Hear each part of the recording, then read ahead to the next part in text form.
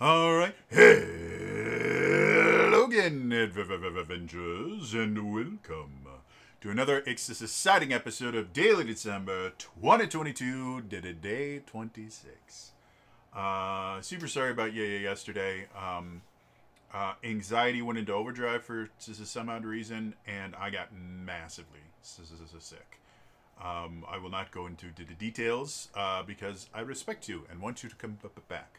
But suffice it to say, I actually didn't get out of bed for the entire day other than rushing to the bathroom, which happened like almost every hour on the hour. It was bad. So, today I'm going to talk about the stuff that I got for Christmas. Now, like I said before, this year is really tough on the family. So we'd all kind of agreed that we were going to have a bit more of a low-key Christmas because we were all hurting financially. But I still got quite a few cool things. And the first thing I want to mention is actually this. So, I live with my brother and his girlfriend, and we never had a discussion about this, but when we were really young, we got stockings every year for Christmas. Basically, Christmas Eve, our parents would come in and they would put our stockings on our beds full of candy and stuff, and there'd always be little toys and stuff like that, stocking stuffers. When we became adults, we just keep doing it, and my brother has kind of taken over the role of taking care of the stockings every year. And this year, he went a bit further. This is my stocking. It's green because I love green. And this is 100% handmade. My brother made the whole thing. I have no idea where he got this from. I'm assuming he bought this because this is... every one of us has this attached to their stocking. But the stocking itself, he knit himself. So that's really cool, and it's a really nice, and it's a nice big stocking too, which I really enjoy. And it did have things in it. But something I learned very quickly for me personally is whenever I get a stocking, I dump the entire contents out on my bed so I can see what's in there. And this year did not disappoint. I'm going to go ahead and put this down. But I'm super happy with this. This is super cool. I've never had a homemade stocking before, so this is amazing. Or at least not that I can remember. We always bought our stockings. So in my stocking was a lot of candy.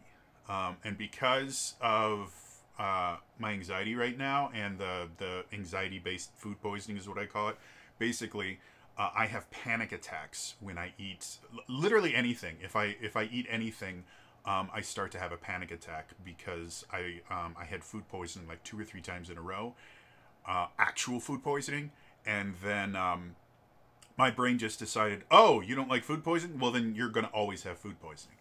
And so now, anytime I eat anything, I will start to panic. And if it's bad enough, I get a full-blown panic attack, which is what happened yesterday, and I get all the symptoms of food poisoning, like every one of them, including like fever. Like I can run a fever without being infected with anything, just because of the panic. Your panic attacks can actually raise your body temperature an impressive amount. So yeah, I get absolutely everything that's what happened yesterday. So I have to be really careful with how often I eat anything. Like I plan. I have to plan and kind of time my meals. That's why I have all these alarms on my phone. So eating candy itself, I can have like 1 or 2 pieces at a time, and then I have to wait like 10-15 minutes minimum, sometimes a few hours, before I'm allowed to eat again. So the candy, I've put in little boxes to make it easier for me to be able to just kind of pick it up when I can eat it, and eat a piece and then go back to what I'm doing. But the one stocking stuffer I did get this year, where this is not something you eat, is this. I'm going to get it close and see if it'll focus on it. You going to focus? I guess it's good enough. This is a Master Morpher pin. It's these are pins. I don't know how I started collecting pins. I never went out of my way to buy pins or anything like that, but I have hundreds of them now. I think a lot of it came from when I used to do Loot Crate. They would have pins in there, and then I just started getting pins randomly. So now I collect pins for no reason. I had the same thing happen with Pez dispensers. For a while, I collected Pez dispensers for no reason. I don't eat the Pez. I keep them in their little packages. I have like a set of 10 Star Wars Pez dispensers and a bunch of other ones. I never actively tried to. I just started getting them, and I'm like, okay, I collect them. But this is really cool. There's that's the Green Ranger power coin, and then the White Ranger power coin. That is the Black Dino Thunder symbol, which didn't technically have a power coin. They had Energems. But for the Master Morpher, when they used it in the episode where Tommy comes back for Ninja Steel, that was the coin there. And then this one here is the Zeo coin, and then this one here is the Turbo coin. Despite the fact that the Zeo Rangers morphed with what were called Zeonizers, and Turbo Rangers had their Turbo Morphers and keys that they used. But it's still massively cool. So yeah, I have a Master Morpher, guys. Do you have a Master Morpher? I have 5 different power sets that I can just call on whenever I want, because they're super cool. So I was super thrilled about that. And then the other thing I got for Christmas is I am like super easy to shop for, by the way. At least I am now, because this is what I got for Christmas. I got a Mighty Morphin Megazord. And then, or the Dino Megazord, and then the Thunder Megazord. And this is cool because this is his sheath, and you can actually put the sword in the sheath if you want, but I like having it out. And then I got a bunch of, I'll show them to you here. I got a bunch of little Power Rangers figures. They're nothing fancy or special. I mean, to give you a great example, this is the Green Ranger, which is cool, but if you look at his back, they didn't bother to paint the back of his dragon shield. Like, it's printed on the thing, but it's not painted. And the paint jobs themselves are not super well done. They're just cheap little minis. But if I was to run, like, the Power Rangers RPG on an actual table, like, these would work perfectly as minis for a tabletop RPG. Or if I ever get to play D&D in real life, you better 100% believe that while everyone else is going around with their really cool, like, painted elves with broadswords and that, I would definitely go, oh yeah, I'm the Green Ranger. But we're trying to not break that. I'm the Green Ranger. That is studded leather armor that I've painted green, and a leather helmet that I have not only painted green, but have gotten enchanted so that this part is constantly has an illusion of darkness on it. And I wear white boots and gloves. So yeah, I love that stuff. So yeah, that was Christmas for me this year, and it was perfectly fine. We skipped having. We normally do a turkey every year for both Thanksgiving and Christmas, and we decided we wanted to try something a little bit different for Christmas this year. So we got New York strips, which were not thawed in time for Christmas, so we had them today, and they're really good. Despite the fact that in a perfect world, when you buy steaks to eat, you don't freeze them. Because freezing breaks some of the cell membranes, and it doesn't taste as good. However, we had, again, the snowstorm of this is a century happened this year, or the snowstorm of generation, which is apparently only 10 years now. So my brother went shopping for the steaks early last week, and raw meat does not keep super well for a long time. And so we figured it was just best to freeze it so we didn't have to worry about the steak going bad, because remember we money's been tight. So we didn't wanna worry about wasting it and then not having something to eat. Um, yeah, they turned out really good. Because we generally when we get steaks because we're poor as hell, we get things like chuck roast, and then cut it up into steaks, which is not a very nice steak to eat. It tends to be pretty kind of tough, and you really have to cook it well in order for it to taste right. And you cannot. And when I say cook it well, it means I mean you have to cook it um, in a good way. You cannot cook a chuck steak well done. You will have shoe leather at that point. So you have to cook it mid rare is really as far as you can go with a chuck steak before you have to start going to eat it.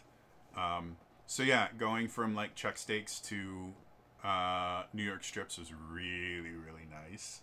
And this is another thing that kind of annoys me about people that like my brother is not a cook, definitely not a chef. I don't think he really enjoys cooking, and he will tell you he cannot cook.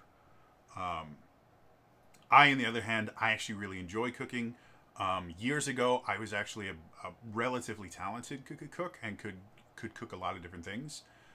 Because of my anxiety and the tremor, I can barely cook anything anymore.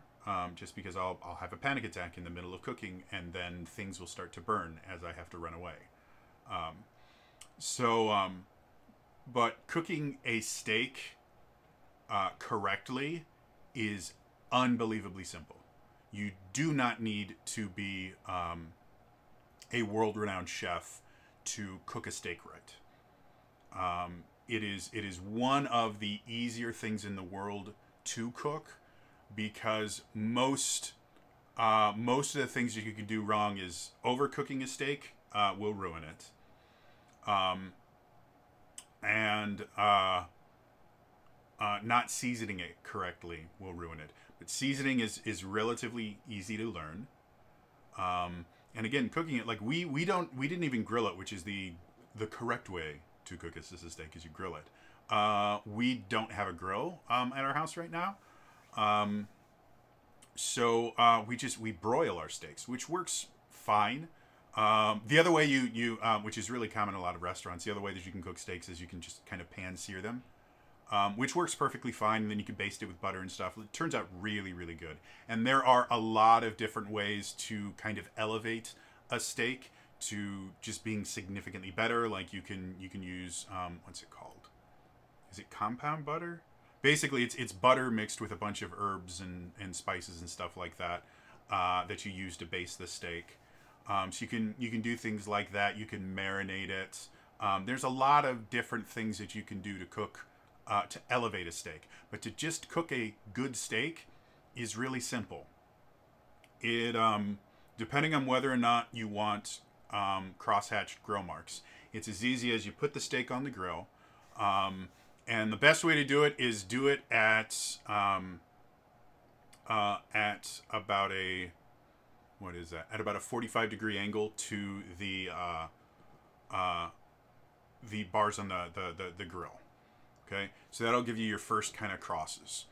About 2/3 of the way through on that side, which generally you're only going to cook it about, depending on how hot your grill is, you're only going to cook it about 7 to 10 minutes on the first side.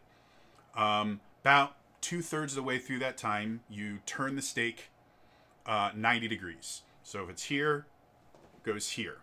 That'll give you the crosshatch pattern, which is really nice and is fun, but doesn't really change a ton on the steak. Finish cooking. You can actually watch on the side as the heat kind of goes up the side of the steak, depending on how thick it is. and you can see how far through it's going. You flip it over, put it in the exact same spot, cook for another like 5-ish minutes. And it's this way right now. So you twist it 90 degrees. So you have the crosshatch on both sides. And then you take it off, let it rest for 10 minutes. That is all you need to do to cook a steak. And before you put it on, you salt it about 10 minutes before you put it on the grill.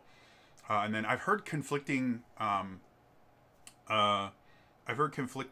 things about when to put like the 3 things that I put on all my steaks: salt, pepper, garlic powder. That's a southern thing. Salt, pepper, garlic is something you put in everything. But you wanna salt it about 10 minutes before you go on, because it kind of draws the juices out of the steak and makes it redistributes the juices effectively. And then when you put it on the grill, you want to put pepper and garlic, because the pepper can technically burn if you sear the steak too quickly. And that's it. It is by far the easiest thing in the world. One of the easier dishes in the world to cook. And it only takes a few mistakes, a few failures to really start to learn how your particular grill or your oven, or however you cook it, how your particular heat source deals with steaks. So as long as you're willing to have a few steaks that are overcooked, because if you undercook them, it's super easy to fix that. You toss them back on. But as long as you're willing to deal with a few overcooked steaks or burnt steaks, anyone can learn how to cook a steak, and they're wonderful and they're amazing. They're ungodly expensive right now because beef in general is expensive. But so anyway, that was Christmas for me. I think these guys. Oh, come on. These guys are gonna go up on the shelf back there. These I may keep here because I've been trying to figure out if there's a way that I can have these kind of in the picture here, so I can have kind of more Power Rangers type stuff when I do this. I can't really see him. If I switch you around, does that make it easier? Yeah, so I can have kind of more Power Ranger type stuff when I run my final episode of my Power Rangers RPG this Wednesday. You should all check it out, 9 p.m. Central Time. Anyway, that's gonna be all for me today. Otherwise, I will see you guys next time. All right, bye bye.